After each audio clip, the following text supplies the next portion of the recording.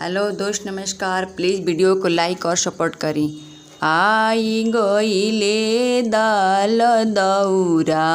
आई गईले सिर मौरी, आरे माई आई गईले बाची के सोहागावा त बाचिले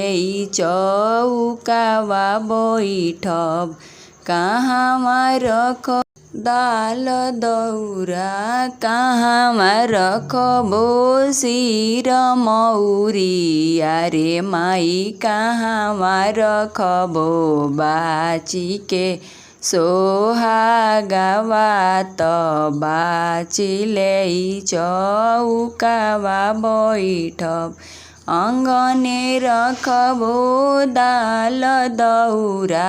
दुआरी रखबो सिर मौरी, आरे माई कहब रखबो बाची के सोहागावा त बाचिले चौकावा बैठब,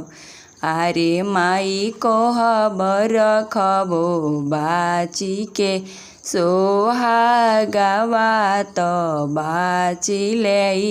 चौकावा बैठब,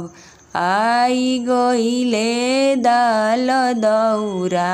आई गईले सिर मौरी,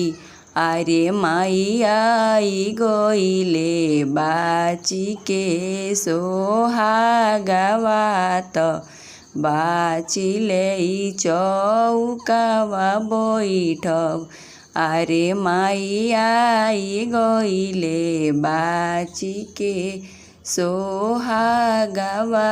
त बाचिले चौकावा बैठब, कहाँमा रखबो दाल दौरा,